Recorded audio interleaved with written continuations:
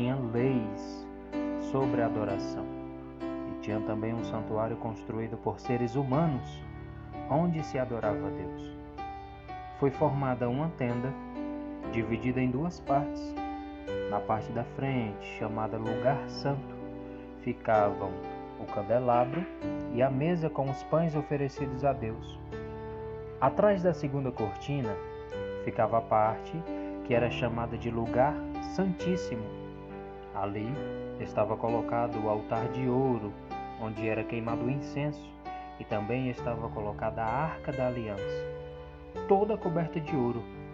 Dentro da arca estava uma vasilha de ouro com o maná, o bastão de Arão, do qual tinham saído brotos, e as duas placas de pedra com os mandamentos escritos nelas. Em cima da arca, representando a presença divina, estavam os querubins com as suas asas abertas sobre o lugar onde os pecados eram perdoados. Mas agora não é o momento de explicar os detalhes dessas coisas.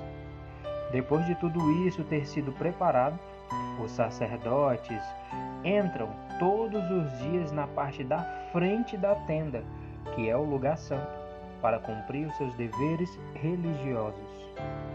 Mas somente o grande sacerdote entra na parte de trás, que é o lugar santíssimo. E isso apenas uma vez por ano. Ele oferece a Deus o sangue de animais em favor de si mesmo e também pelos pecados que o povo cometeu sem saber que estava pecando. Por meio disso tudo, o Espírito Santo nos ensina de modo bem claro que a entrada para o lugar santíssimo ainda não foi aberta, enquanto a parte da frente, que é o lugar santo, continuar sendo usada. Isso é um símbolo para hoje. Quer dizer que as ofertas e os sacrifícios de animais oferecidos a Deus não tornam perfeito o coração das pessoas que o adoram. Essas ofertas e sacrifícios têm a ver somente com comida, com bebida e com várias cerimônias de purificação. São regras externas que têm valor somente até que Deus renove todas as coisas. Mas Cristo veio como o grande sacerdote das coisas boas que já estão aqui.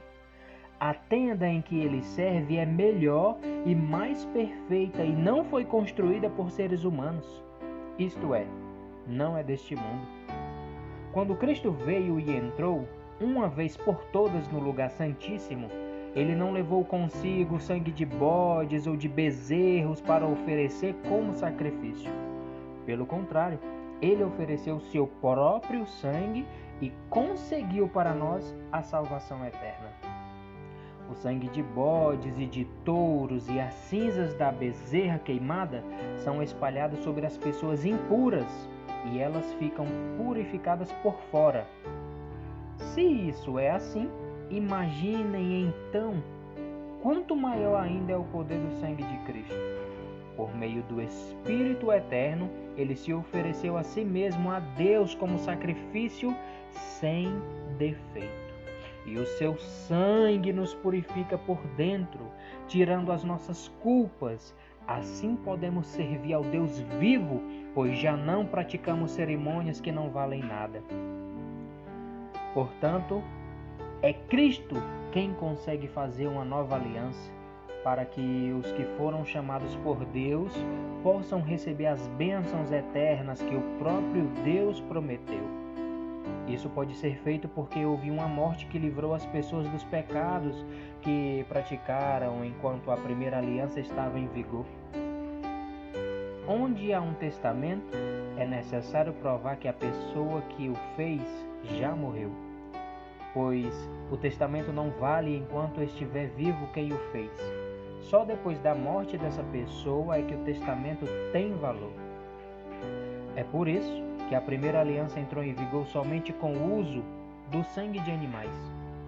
Em primeiro lugar, Moisés anunciou ao povo todos os mandamentos conforme estavam na lei. Depois pegou o sangue dos bezerros e dos bodes, misturou com água e borrifou o livro da lei e todo o povo. usando lã tingida de vermelho e isopor. Então disse: este é o sangue que sela a aliança que Deus mandou vocês obedecerem. Da mesma forma, Moisés também borrifou sangue sobre a tenda e sobre todos os objetos usados na adoração. De fato, de acordo com a lei, quase tudo é purificado com sangue. E não havendo derramamento de sangue, não há perdão de pecados.